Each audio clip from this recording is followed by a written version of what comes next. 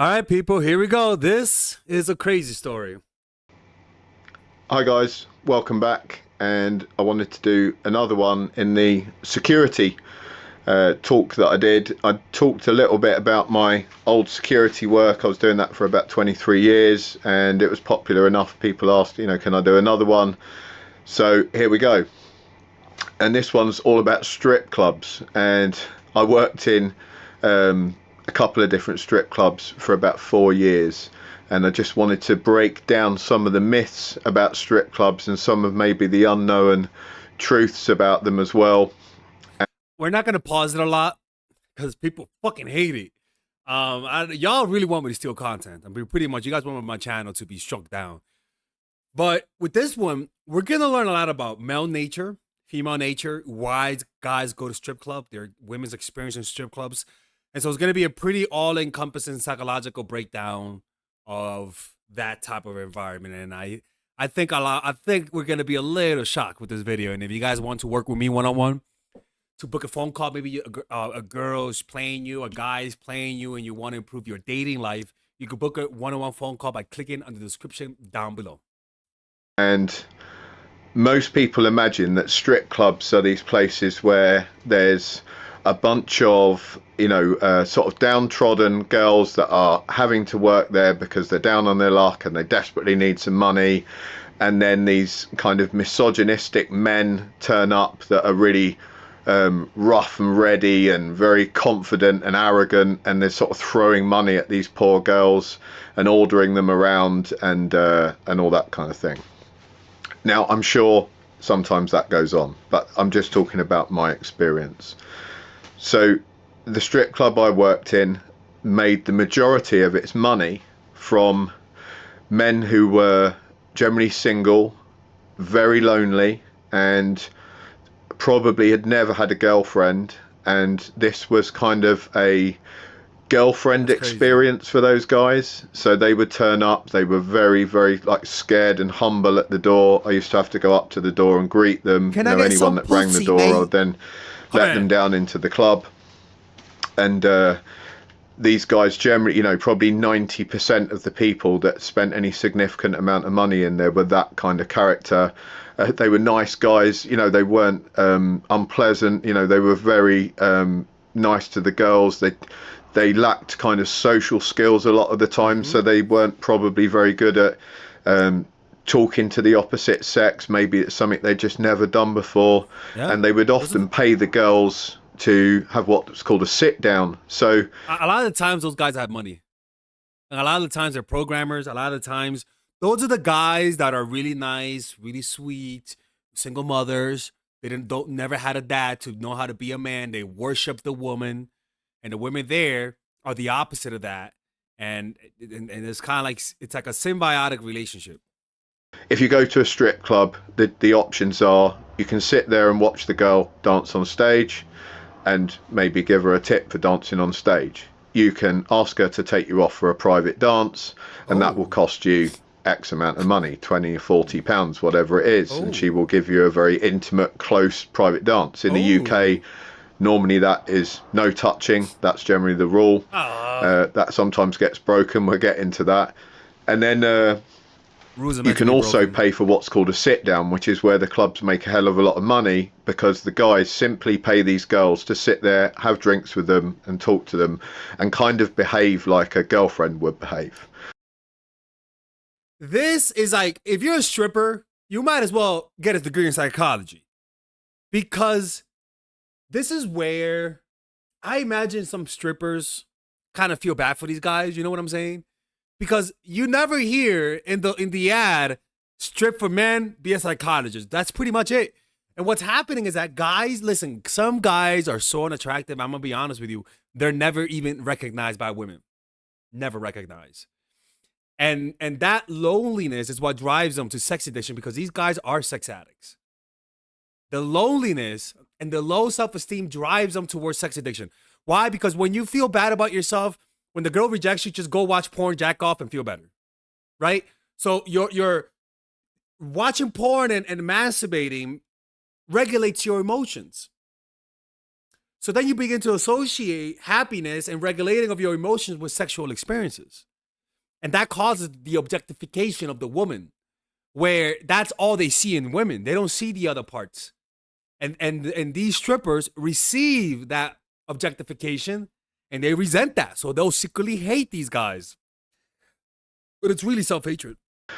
So most of the girls had second and third names. So the guy, you know, this sort of lonely type guy would sit down with the girl and her name was, say, Roxy, and then he would sort of get talking to her and he would say, oh, I bet your name's not really Roxy. You know, if you really liked me like you say you do, you would tell me your real name. And she would say, oh, fair enough. You know, I do really like you. You're just the kind of guy that I've always dreamed of. Oh, they do that. My real name's Claire. So, of course, he then is very happy because he thinks he's got some sort of emotional relationship going on with this girl. And he would generally come up to me when I'm working and say, oh, you never guess what, mate, you know, this girl's told me her real name and she really likes me. I think I'm in with a chance. And I'd say, well, okay, bud, you know, cool. And I didn't want to sort of break the myth, if you like. And then he would spend more money, and most of these guys weren't rich, so they would spend vast amounts of money that they could not afford to spend. You know, it was pretty sad to watch. Sex addicts. And but some of them cried on me on the way out. You know, at the end of the night, they would say, I've spent all my rent money, I don't know what I'm going to do, you know, I'm in love with this girl. And they would come back week after week after week after week, and they would continue doing the same thing. Sex addiction. Sex addiction and gambling addiction. Or alcoholism, but sex addiction is the first addiction most addicts have. It's a real thing, guys. That's why you got to learn how to get women the normal way. That's why I make this channel. Coming from me. Like, you got to learn how to get women the normal way. This shit is a dark light. Oh, God, the OnlyFans guys. Oh, my Lord. And in the end, you know, some of them would find it, well, I don't think your name is Claire. You know, I asked around the club and some of the other girls said it wasn't. Then the third name comes out. Well, actually, my name's Mary, you know, and then the guy's happy again because he thinks he's really got to the truth this time. And that would just continue. And the girls would generally tell these guys, hey, don't, you know, I'll meet you outside of the club, but I'll meet you next week. And, you know, and then next week would come and, oh, I can't meet you this week. I've got a doctor's appointment. There would always be reasons why the girls couldn't meet these guys, but they would just keep them hanging on for the longest amounts of time. And that's trifling. That's a crazy game. That's trifling.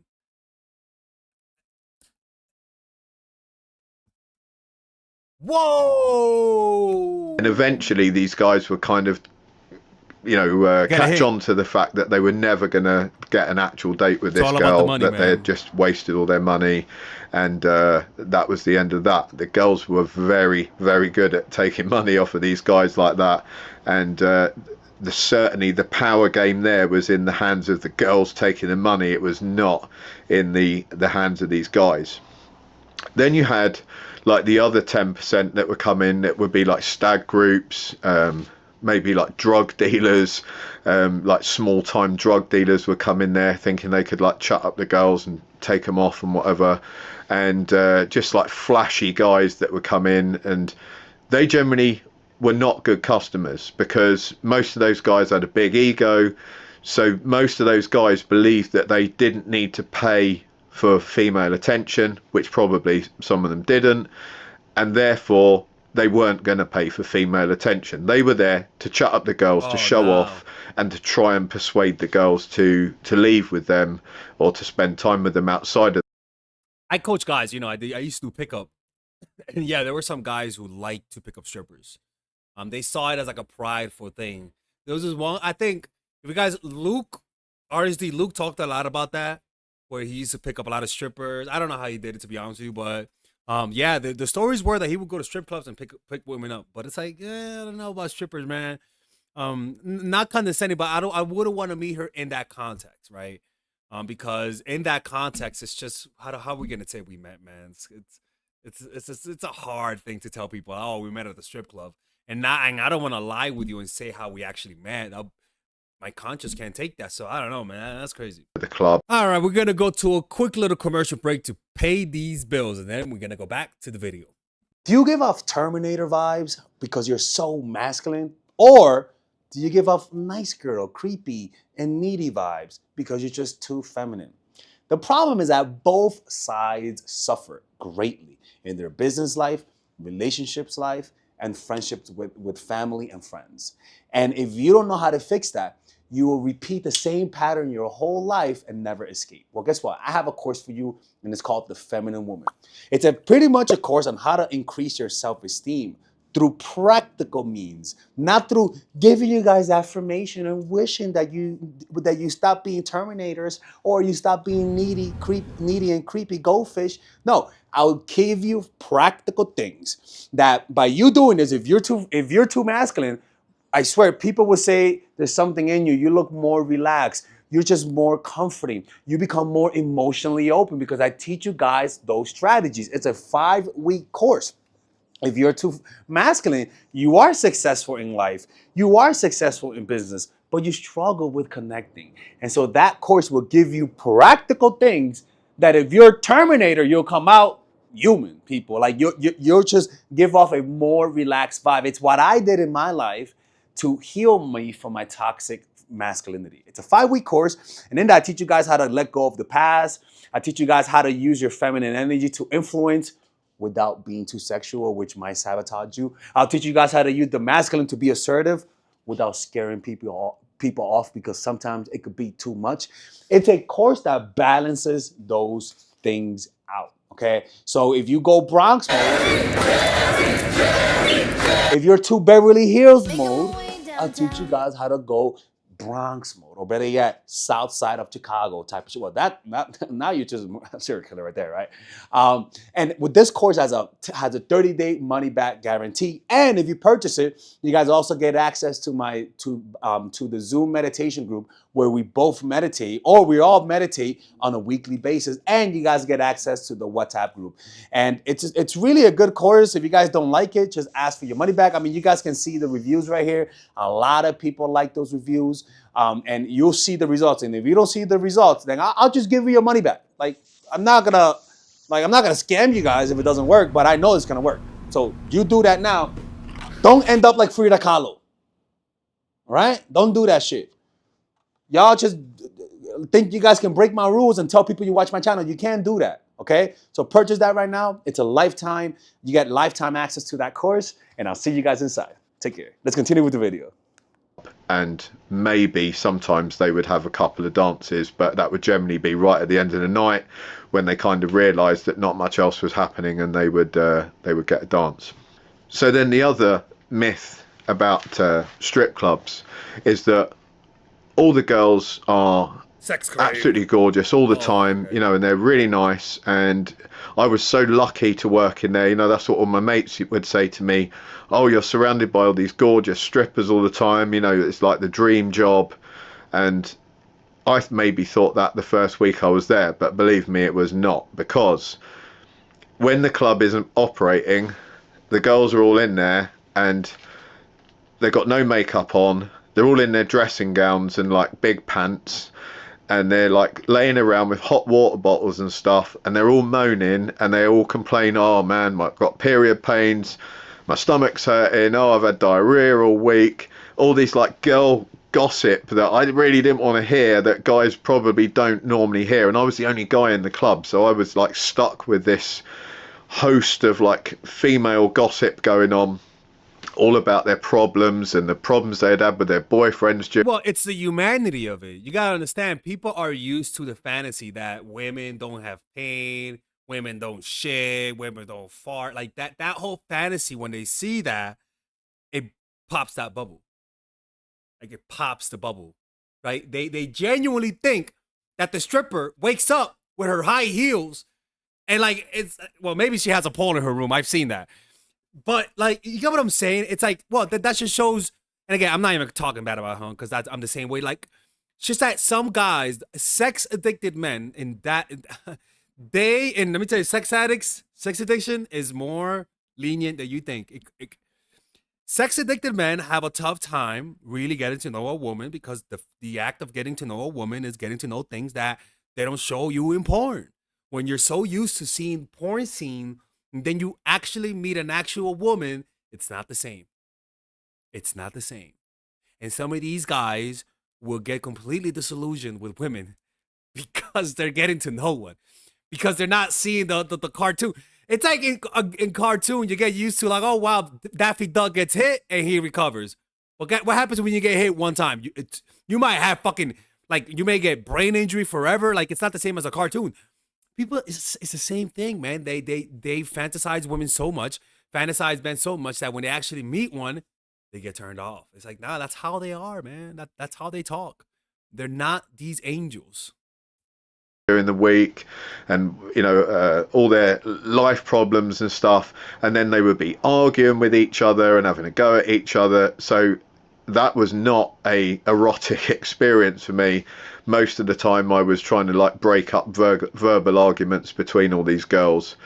Then sometimes that would lead to actual fights between the girls. So a couple of times the girls would get so angry with each other because it was a competitive place, right? So what people might not understand about the clubs is generally this is how a club works financially. The girls pay the club. So the girls turn up, they give the club a fee. Let's say it's like £50 to dance for the night. That's the club's fee. The club will then take a percentage out of each dance as well that the girl does. So when the girls have paid that money, they've like paid for their spot at the club.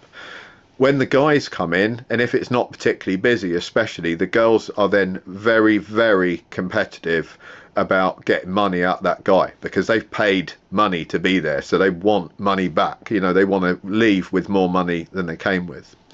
And the girls get competitive. Now, when I mentioned about the no touching bit, this is where that comes in, because if the girls aren't making much money and a few guys come in and it's a quiet night, how are the girls going to persuade those guys that that's the girl that they should spend all their money on? Well, of course, there's a couple of certain ways to get a guy to kind of do that, and one of them would be to touch that guy or to go a bit further than maybe the other girls do, and then of course the guy's going to spend all his money on the girl that is. Physical touch is like an electric charge to men. It literally like just permeates his whole body. Like but the key to a physical touch, and this applies to both men and women, is a light touch. Don't give, like, for example, if you go like that, right?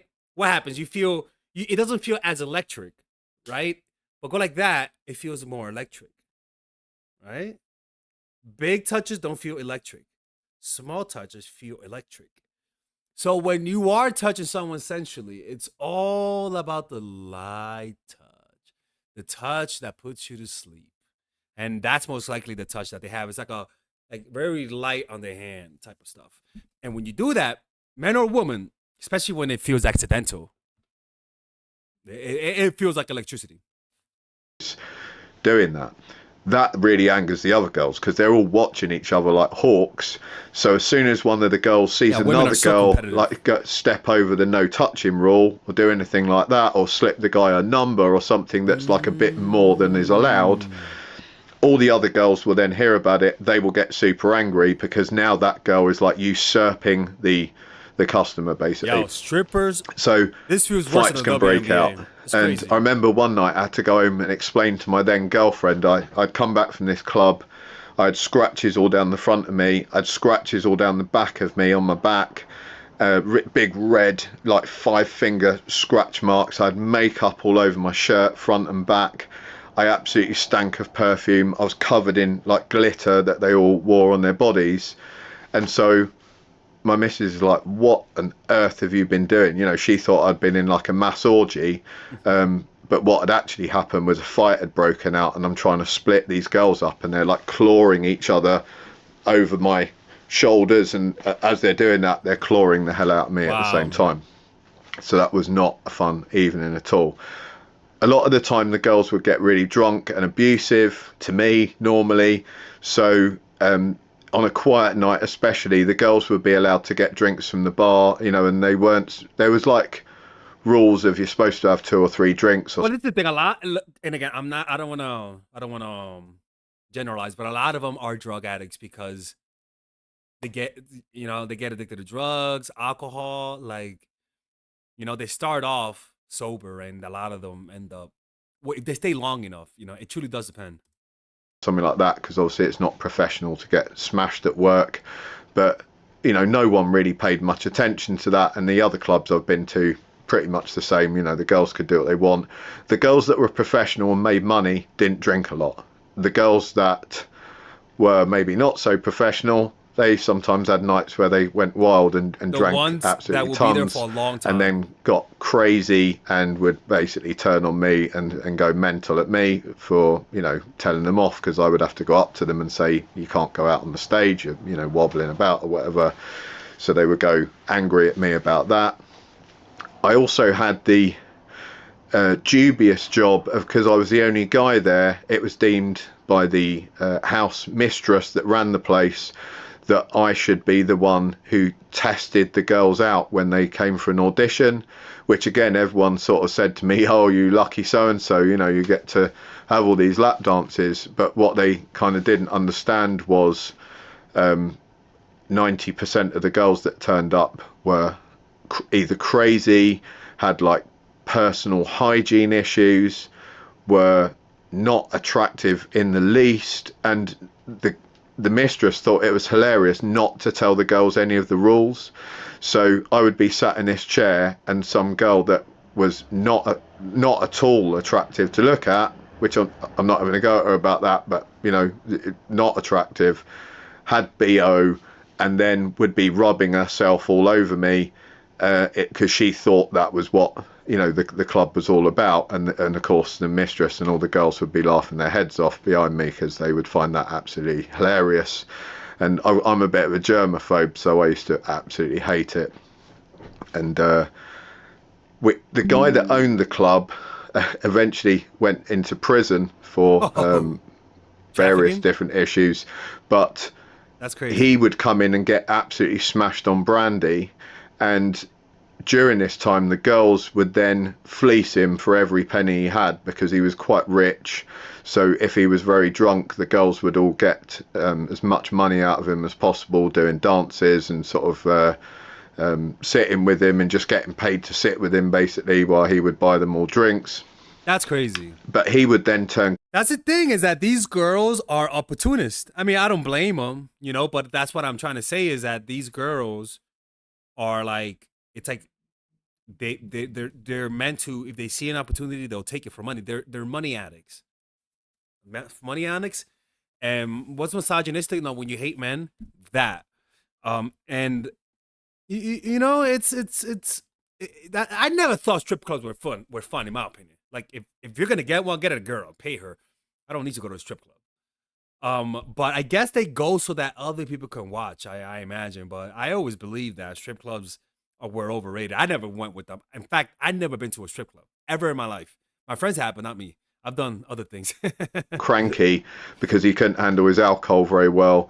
So I remember, like, on my last night at the club, he asked all the girls to make a contribution because I was leaving, and of course I'd worked with a lot of them for quite a few years, and I used to do favors for the girls, point customers in their direction and help them out with stuff and whatever, and go and get them drinks and go and get them food from down the road and whatever they wanted. So I was kind of their go-to for doing all this stuff.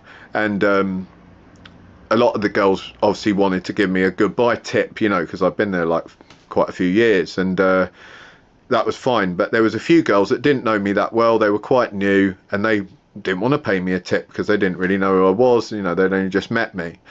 So the owner of the club puts on a bit of paper on this big whiteboard at the end. So we're going to have a party, a leaving party. And he puts a line down the middle, and he writes all the girls' names down it, and then how much they've each given me in my card. And then on the other side, he's got these girls' names, and they haven't donated anything on the card. So the first thing he does, he says, Paul's leaving. We're all very sad about that. But if you look behind you, here's what everyone thinks about Paul. And those 3 girls that haven't donated any money, get your stuff and go. And he didn't say go, he said a much ruder version. And he basically sacked them on the spot. which I was begging him, saying, please don't do that. You know, that's ridiculous. You don't need to do that. But he was absolutely off it on brandy at the time. So that was it. Mind made up. He never changed his mind afterwards, and he just got rid of them on the spot. And that, I mean, that just shows you that it's not a business where they want your well-being. A lot of these guys that do run women like this, some of them are psychopaths or sociopaths. Some of them, there's something wrong with them. I'm just gonna be honest with you, because you can't see that much pain. You can't see so many people doing stuff that they're ashamed of doing and be okay with it, and just go to sleep. Like, you gotta have a certain coldness about you that you're okay with it. set the scene for, you know, a pretty awful party after that. We had some pretty good parties there. He often used to get legless with his mates, and then for whatever reason, because I guess I was quite muscular, him and his mates would often decide that I should do a lap dance and I should get dressed up, which I used to refuse at first, because they would offer me £100 and I would say I'm not dancing around for £100. But they were very rich, these guys, so the money would go up, and in the end they would say, look, £500 to, you know, dance around in a G-string. And I would think, well, £500, that's a decent amount of money. So then I come out in a cowboy hat and a G-string and a bra top, and I'm going to be doing a lap dance. I don't care. It's £500. And that happened. Hey, look, bro, as long as you don't record it, we'll have fun. I'm gonna have fun with that lap dance. I don't give a fuck. As long as we don't record it. Look, don't touch me, nigga. Don't you fucking dare. I ain't touching no dick and none of that shit. One time. In fact, give me the money first. I want the money first. Give me the money first. I want that money. Fuck that shit, man. I'm a, like, yeah, like, but you know, that's how they get you. That's how you become a stripper. Cause you sort of downplay the act and exaggerate how much the money is. Damn, they could have gotten me too. Fuck. Happened quite a few times. I ended up actually doing modelling for that club because they used to do hen parties there on a Saturday afternoon, and they wanted a guy that would do like nude modelling for a sort of like a fun life drawing class. So I ended up doing that because I was pretty muscular at the time. Nothing wrong with nude modeling. We have nude modeling here all the time. It's okay. And that was good fun. That was always a good laugh. Yeah, and no I enjoyed myself doing that. Wait, they had nude modeling the at way the club? the strip club actually worked was that's funny. Way different to what I thought it was going to be, and it certainly wasn't the standardized strip club that you imagine from films and stuff like that. The girls were very much in control, and it was a very, very like strong feminine environment. On the downside to that, because of the nature of the work's like gambling, right? Like I said, the girls pay money to come to this place, and then they hope that some customers are going to come in, and they hope that they're going to get picked. So it's like a gamble every night. But they kind of get addicted to that style of making money, because some nights they could make like £1,000 cash, walk out with £1,000 cash, and they put in 50. So it's like gambling on a slot machine. Other nights they're minus 50 quid plus a drinks bill, you know, because they haven't got any dances, they got nothing.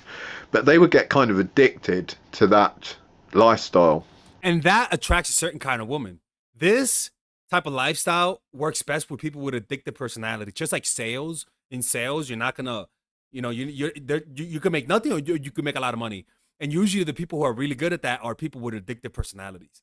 Guys who could do, in fact, if you have addictions, if you have any form of addiction, your brain is wired for those types of activities. Because if you have addictions, your brain is wired to feel a lot of pain and a lot of pleasure. Meaning, if you had a good day, your brain will remember that good day, because that's how an addict's brain works. But it's gonna obsess about having another good day like that. Even if you have bad days, your addictive brain is gonna say, oh, but last time we had a good day. Let's go. You become very assertive and very competitive. In fact, if you have ADHD, that's perfect for you too. Perfect. Autism.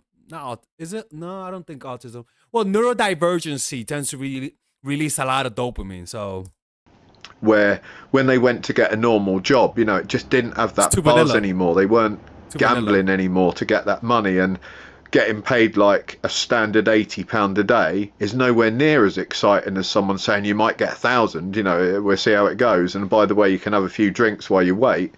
That's definitely more attractive, right? You know, it's more exciting, especially if you're a younger person. I'm gonna stop it. I remember when I worked at a what you would call it, at a supermarket, putting bags, and sometimes people would tip me. That I remember hearing that one guy made $50 in 2000, in the year 2001, $50 doing that. I'm like, what? He's like, yeah, you can make $50 in one day. I was like, shit, sign me up. I remember, man, every time I went to that job, some days I'll make 12. But then one time I made $50. I remember I was in the zone. And guess what? I have an addictive personality. These times, and sometimes in trauma causes addictive personalities. Isolation, well, not isolation, but trauma causes those types of personalities. Neglect causes addictive personalities a lot of the times. So it's you can see how it attracts the traumatized inadvertently.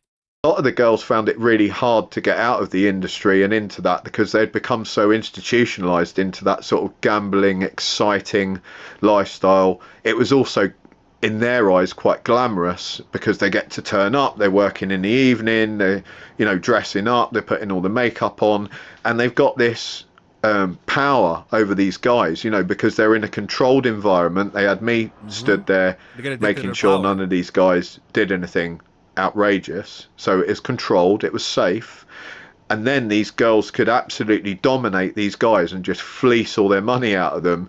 So it was a very, very powerful female environment to that degree, but somewhat unrealistic, because when these girls went out into the real world where they didn't have a doorman stood next to them making sure that they were all right, that stuff may not have worked, because not all guys are nice guys, you know. And I imagine some of these girls fell in love with him because they started projecting. They felt comfortable around him. They saw him as a protector, and so they fell in love with him. I am pretty sure that's what happened a lot of times. You start sort of throwing your feminine power around with some guys in the world, you know, they're going to throw some masculine power back at you, and it's not going to end too well. And you know, I'm not saying that's good at you, and it's not going to end too well.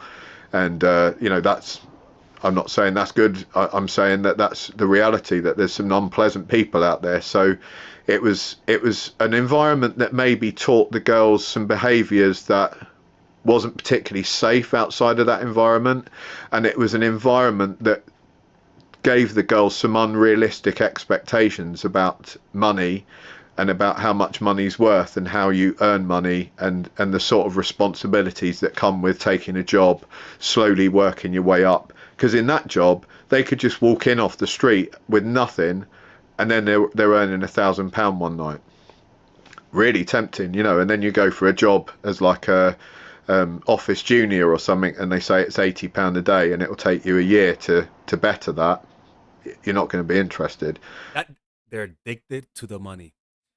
They'll sacrifice their self-esteem for quick money. That's pretty much it. It's an addiction to money. Men get addicted to sex, women get addicted to money. Men provide the money, women provide the sex. It's a symbiotic addiction. Each one resents each other. Each one hates each other.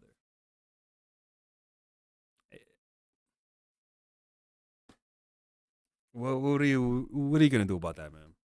So it kind of sets them up for it doesn't set them up well for a proper career, and a career that's got really good, strong outcomes. You know, a lot of the girls became exposed to drugs and alcohol through the club because, of course, a lot of the patrons would be doing that. A lot of the girls just did it themselves because that's the kind of people that would be attracted to the working in those places, was really gregarious party type personalities. So of course, along with that personality would often come some drugs and alcohol, and if you add to that large amounts of money that you haven't had to work very hard to get hold of, it didn't take long for people to become cokeheads and, you know, really serious drug problems. So that was a downside of it as well. And that's when they get ugly and get out of the industry. Oh Lord, I feel so bad for them, man. I feel bad for the guys. I feel bad for the girls. You know, I hope and it's an industry that'll never stop. You know, there's always gonna be sex addicts, and there's always gonna be the women who provide the supply. And you know, like it's really about like, I don't know, man. Like it's something that's never gonna go away, and that's why I'm always gonna have a job. Out of probably, say, 500 girls I saw working in that club or clubs that I worked in, there were probably 2 that were very successful in that they funded their university education through working there, and then they left, and then I never saw them again. And I sometimes think about those girls. You know, they were really nice girls, and they were 2 girls that I really think probably went somewhere in life because they were very professional. They didn't come in drinking, they got the work done, they earned good money, and then they left and they never came back to that lifestyle. And hopefully they both went and got really good jobs after getting a great education at university. And if there was one positive thing I'd say about strip clubs, it is that they can be used for that, but it takes discipline. Like everything in life, you know, you can use life in many different ways. There's many caveats in life that you can kind of use for good or bad. Those girls were using it for something really good, and the girls that were just stuck in the institutionalized sort of existence of working in that strip club, generally things didn't end too well for them. Wow. Whoa. What can we learn from this? Well, most of the guys that go to strip clubs are lonely. They're not assholes. They make themselves broke. They go into debt, I imagine. I imagine that the ones with their own businesses get their stuff repossessed by the government. They get in trouble with the IRS. What else? The women there, they fight each other. They're very, look, man. That's a wild place to be, man. That's a wild place to be. I mean, hey, man, I don't know what to say, man. I'm just little shocked by how insane that whole world is. It really is insane, man. Anyways, we gotta go, man. If you guys want to work with me one-on-one, go to mindfultraction.org. Go to Patreon, people. In Patreon, we post videos we don't post here. It's a good way to look at this. I'm about to make this drop. It's a video about how to appear dangerous. It's a Robert Greene book club video. So you guys can check it out. I'm about to release it right now. Boom. For paid members only. This is gonna be out in like 2 days. So if you guys are part of the Patreon gang, 5 days as well. Let's go with 2 days, man. Come on, man. 5 days is wild as shit. We could go off for Friday. Yeah, it's gonna be up in 3 days. It's a 30-minute video about how to become dangerous as part of the 30 strategies of war. How to deter people by looking threatening. You could join there by just becoming a $5 member. All right. Anyways, you guys be safe.